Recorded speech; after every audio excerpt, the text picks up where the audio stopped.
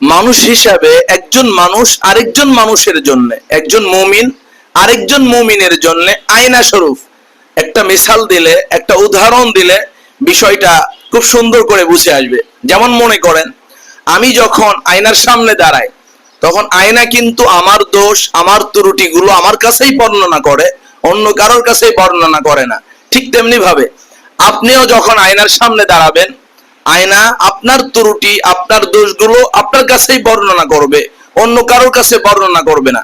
আপনি যদি আয়নাকে লাখ টাকা ঘুষও দেন, তারপরে কিন্তু আয়না আমার দোষ বা অন্য কারো দোষ আপনার কাছেই বর্ণনা করবে না। এই জন্য বিশ্বনবী সাল্লাল্লাহু আলাইহি ওয়াসাল্লাম বলেছেন, একজন মুমিন আরেকজন মুমিনের জন্য আয়না স্বরূপ। আয়না যেমন একজনের দোষ আরেকজনের কাছে বর্ণনা করে না, ঠিক তেমনি ভাবে তোমরা যারা মুমিন, মুমিন হয়ে একজনের দোষ, একজনের ত্রুটি আরেকজনের কাছে বর্ণনা করবে না। অন্য হাদিসে পাকের ভিতরে বিশ্বনবী সাল্লাল্লাহু আলাইহি ওয়াসাল্লাম ইরশাদ করেছেন, আল মুসলিম আখুল মুসলিম, একজন মুসলিম অপর আরেকজন মুসলিমের জন্য ভাই। তাহলে বুঝেন, বিশ্বনবী সাল্লাল্লাহু আলাইহি ওয়াসাল্লাম একজন মুমিনকে আরেকজন মুমিনের সাথে সম্পর্ক যেটা রয়েছে সেটা হলো ভাইয়ের সম্পর্ক। আপনি ভাই হয়ে আরেকজন ভাইয়ের কেন ক্ষতি করবেন?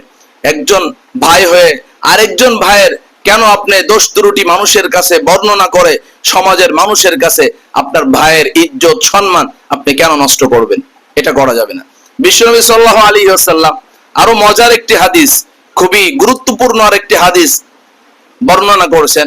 বিশ্বনবী সাল্লাল্লাহু আলাইহি ওয়াসাল্লাম বলেছেন, মান সাতারা মুসলিমান সাতারাল্লাহু লাহু ইয়াউমাল কিয়ামা, যে ব্যক্তি কোন মুসলমানের দোষকে গোপন রাখবে, আল্লাহ তাআলা কঠিন কিয়ামতের ময়দানে গোটা বিশ্বের সমস্ত মানুষদের সামনে ওই মুসলমানের দোষকে গোপন রেখে আল্লাহ তাআলা তাকে জান্নাতের মালিক বানায় দিবেন ইনশাআল্লাহ।